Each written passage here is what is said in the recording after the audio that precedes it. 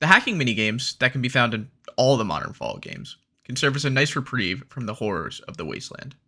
It's a chance for your character to put their feet up, crack their knuckles, and quite literally freeze the entire world around them. Some players might not like these little breaks in the action, but what if I told you, for each terminal you break into, you're taking one step closer to becoming an actual true-to-form elite hacker?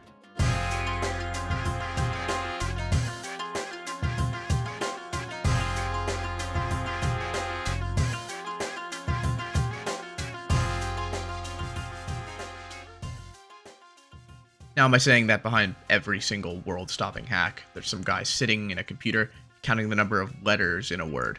No. But am I saying it's possible? Yes. And we're going to figure out just how. Before we get started, I have to quickly run over what hacking in the Fallout games looks like, so we can set the goalposts before we start shooting for them. The original 2 Fallout games had hacking, but it was just a basic science stat check. Things got drastically overhauled in the modern era as a little mini-game was introduced in order to spice some things up. In this game, the player is shown a wall of text. Some words, but mainly just random nonsense characters. It's their job to select which of these random words is the terminal's password. It's not just random luck, however, as every time you make a guess, you're given a number. This number corresponds to the number of letters in your guess that are in the correct position. For example, if the password was hello, and you guess smile, you get a 1 as the L is in the correct place. You get a set number of attempts to find the true password, and if you fail to do so, you're locked out. Hacking in the real world is not as simple. It's a constant game of cat and mouse as legions of security experts attempt to fortify their systems against a swarm of hackers trying to pry their way in. Or it's just some known vulnerability being exploited by some hack downloaded from some site on the dark web. This vulnerability was fixed years and years ago, but the system hasn't gotten an upgrade in a decade, so the patch hasn't found its way to the hardware yet. Whenever you see a tragic story of a hospital or a similar place being hacked, it's frequently a case of out-of-date computers falling victim to relatively basic exploits. We have progressed immensely in the world of cybersecurity as the years have passed on. But we did start in a very naive place. They did not have the luxury to leave said naive place in the world of Fallout before the bombs started to rain down. The hacking you see in every 3D Fallout game is representative of a vulnerability you can find in our real world, if you throw away decades of programming practices. Let's start by grounding what you're seeing when you sit in front of a terminal. The walls of words and characters are arranged in 2 columns, with some hexadecimal numbers on the left of every row, commonly denoted with a 0 and an X. Hexadecimal is a base 16 counting system. It's useful for computing. In particular, it's commonly used to denote memory locations. And that's what we're looking at our screens, the computer's memory. I presume there's some software that allows you to read the memory on a boot up and display it to the screen. It's most likely a feature of the Pip-Boy, as every single one of our protagonists has the ability to hack with this method, regardless of their technical background. Gaining access to a computer's memory like this is a big deal. A whole lot of important stuff can be stored there, including the code that the computer is currently running. This is an issue when you know where to look and the person who did the coding is not very good at their job. Coding today is mostly done in fancier programming languages that allow you to do a lot of really cool stuff relatively easily. If you know the basics, you can somewhat quickly read some code written in C++. The words kind of make sense. Computers cannot read words. However, there's only one language that computers speak, and that's binary. With only 2 characters, 1 and 0, binary is not very human-friendly. Which is why we've invented ways to convert our nice, pretty, human-readable code to something that the computer can actually consume. The middleman between a more advanced, modern programming language and the computer's binary is known as an assembly language. Each command in an assembly language corresponds 1-to-1 with a sequence of 1s and 0s that the computer knows what to do with. In the MIPS assembly language, for example, this is how you would add 2 numbers together. It can get reduced down to binary bytes that get fed into the computer. You get a whole lot of these binary bytes in a row, and you can do some pretty incredible stuff. Binary does depend on the context, however. Just like a word in a sentence, a binary string can take on a completely different meaning depending on what the computer's expecting. This could be the number 83, the capital letter S, possibly the memory location of some piece of information, or an instruction of code in some programming language somewhere. But in its most basic form, it's just a long list of 1s and 0s. Let's take a real-world example. Here's a wall of bits that checks if the text you entered matches one that we have stored, like a password, for example. Sure, it looks like gibberish, and I'm sure if you had the time and some lookup tables, you could decode what's actually going on, but that's boring. What if we just assumed that everything was supposed to be a letter?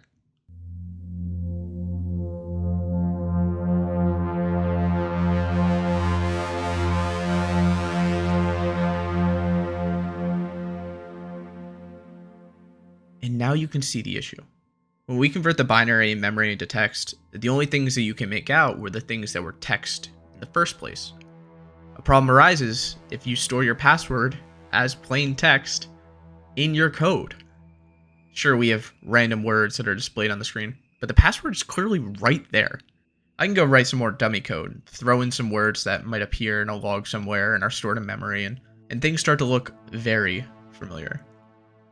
With all this in front of you, you just have to take guesses as to which of the displayed words are the password and hope you get lucky. But it's not just luck. There's some skill. You get informed of how many of the letters were in the correct place.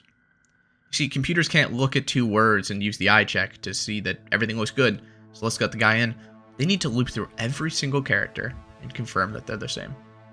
They decide to keep track of how many letters match up so they can check to see that everything's good. Your little hacking program can just grab that number from where it's being stored and now you're rolling. There's one more feature in the Fallout minigame that I'm yet to mention, and that's the ability to select things that are not words and get help. In particular, if you see a set of open and closed braces of some form and you click it, it'll either remove one dud answer or reset your tries. If we recall, the garbage we're seeing is not just some trash stored somewhere. It's the computer interpreting the binary bits of code as junk. This means that when we enter one of these strings of junk into the password reader, we're actually just feeding in chunks of code. What we're doing in this case is known as arbitrary code execution. It's possible if you feed some code into a text field entry in just the right way, you can override what the computer is currently doing with something else that you have cooked up. Imagine someone's going to run to the store. They'll hand you a to-do list and tell you to write what you want at the top. Sure, you can just write your produce, but you could also keep going and possibly overwrite what they were planning on doing. Instead of the list saying, get the car washed, go to the store, return some videotapes, it now says, go to the bank, withdraw all your money, and give it to me. And since your friend is not that bright, they'll diligently follow whatever is on that list, and they'll do whatever you want them to do. Like if you wanted your friend to remove some duds or reset your guesses. And I think that's it. We have successfully proved in hacking in Fallout is 100% realistic.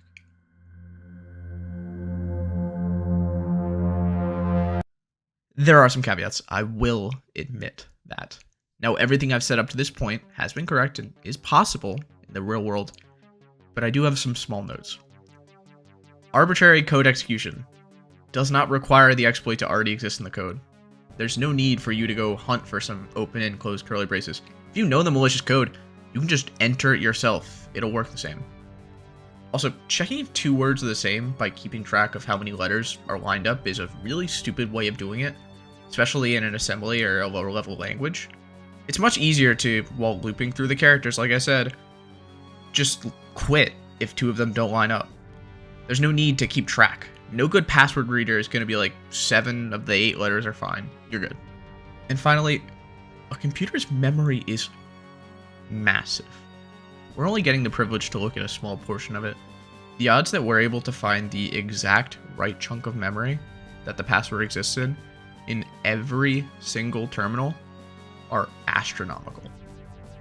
But even with these caveats, and I'm sure many more that I'm going to be made aware of, the little minigame in that other massive game I love is technically possible. And frankly, that is the best kind of possible.